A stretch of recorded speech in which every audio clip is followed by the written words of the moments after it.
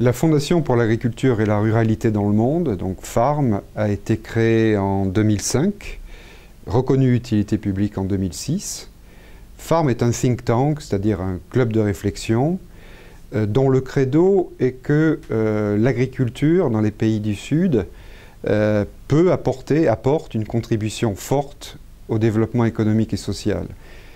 En termes bien sûr d'amélioration de la sécurité alimentaire, mais également, on l'oublie parfois, en termes de création d'emplois, surtout si l'on inclut non seulement les exploitations agricoles, mais plus largement l'ensemble des filières agricoles ou agroalimentaires, et puis également, finalement, en termes de réduction de la pauvreté. Donc, un club de réflexion, un think tank, qui opère essentiellement, qui repose essentiellement sur deux grands volets. On a le premier volet qui correspond à l'activité traditionnelle des think tanks, que ce soit des études, des publications de manière générale, des conférences, bref, tout ce qui concourt à participer, stimuler le débat d'idées en tant que tel.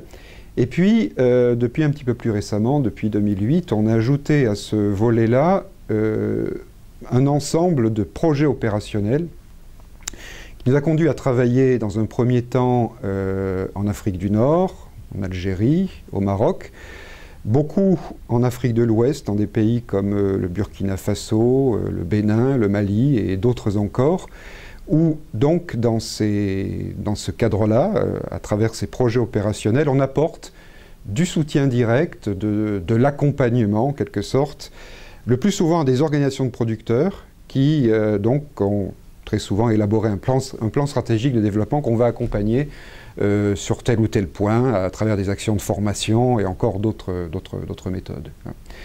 D'une manière générale, dans les projets opérationnels, en tout cas en Afrique de l'Ouest, une des questions principales qui se pose est celle du crédit, de l'accès aux intrants, qui conditionne véritablement l'acte de production. Ça ne sert à rien d'avoir des prix un petit peu meilleurs que ce qu'on a eu dans le passé, qui ont décollé depuis quelques années, certes, mais si on n'a pas les moyens de production, encore une fois, l'agriculteur finalement ne va pas véritablement s'y mettre.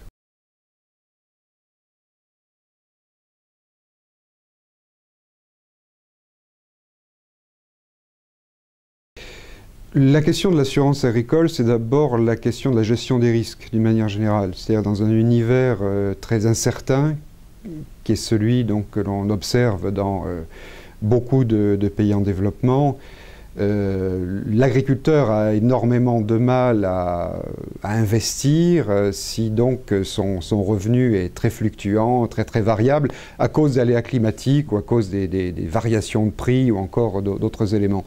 Donc déjà pour sécuriser le revenu des agriculteurs, sécuriser les investissements, on a besoin d'outils.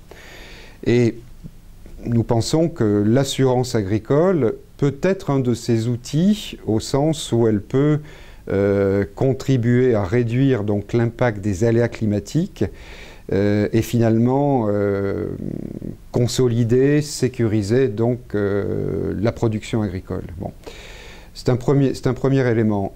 Un deuxième élément qui au fond découle du premier, je dirais, c'est le fait que l'assurance agricole peut contribuer à la réduction de la pauvreté. Mais ces deux éléments sont mêlés, puisque si vous êtes trop pauvre, si vous n'avez pas les moyens d'investir, eh bien finalement, vous allez perpétuer, faute précisément donc d'investissements et de revenus agricoles suffisamment solides, vous allez finalement continuer sans pouvoir sortir de ce cercle de la pauvreté. Donc l'assurance agricole peut être un moyen, à vrai dire, quand on regarde les pays développés, les États-Unis, l'Europe également, ont fait de l'assurance agricole un outil assez important de leur politique agricole. Bon.